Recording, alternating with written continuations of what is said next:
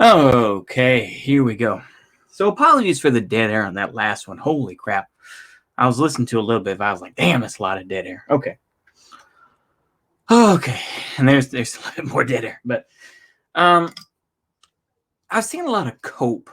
I hear Vosh in his opening dialogue, if you will, talking about my gun control and it'll never happen.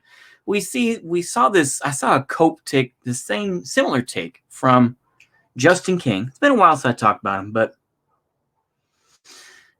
I think it's ridiculous to say the least when they bring up they finally just cope and they finally just give in and say, we're never going to get rid of all the guns. We're never going to get rid of them.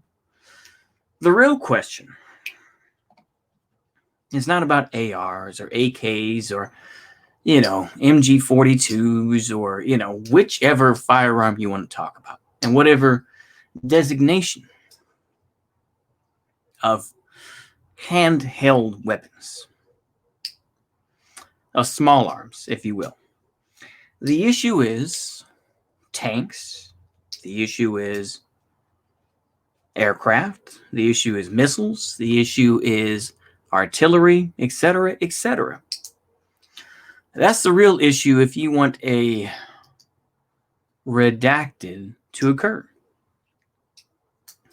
Now, to me, these can be, depending on how bad things get. The U.S., I think, we're filled with people that are very resourceful. And we have a lot of folks who I'm sure who have designed firearms and designed artillery, etc., etc. So I think that we can start out with folks who have kind of a rudimentary understanding. It'll take some time, but I think that we can find folks who are willing to do that.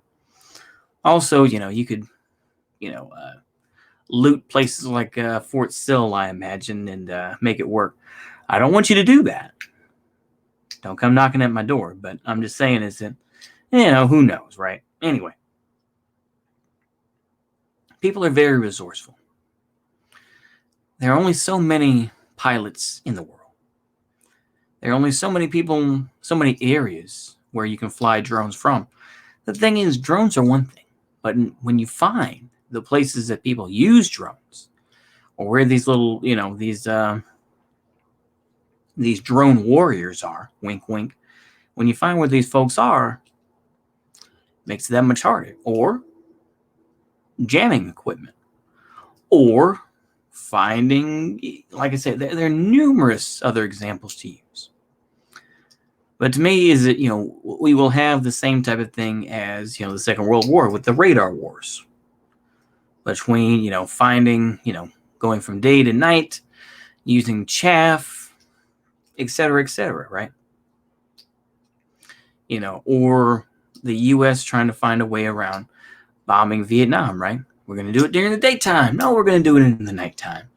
These SA-2s are really a hassle, and, we need escort and, F-4 Phantoms and all that other, It's just how warfare is, right? To me, once you find a way about drones, then you can find a way around other things. And I feel like, once the big stuff comes about, then, what happens. But I have faith in the fact that there are very clever people out there. There are very clever people out there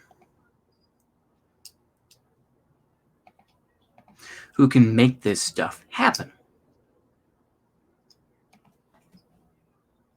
At least that's my opinion. I think that it will be, I'm sorry for the dead air again, but I do think that it's something, I do think it's an aspect that I think will be very much something that will occur in the future. I'll put it that way. Once these things start to break down, the race is on. The race is on for how to tackle drones, how to tackle, the folks on the ground issue, the propaganda issue, the winning hearts and minds, and all these other aspects that include modern warfare. You can talk about asymmetric warfare and all this other feiwa all you want to. But I think that these are going to be issues that are going to come about. So it's something to think about. I'm going to put this short one out there, and it's a little Fed posty, just a hair on the Fed posty, but sometimes you gotta go for it. Anyway, hopefully y'all enjoy that one. See you later. Bye-bye.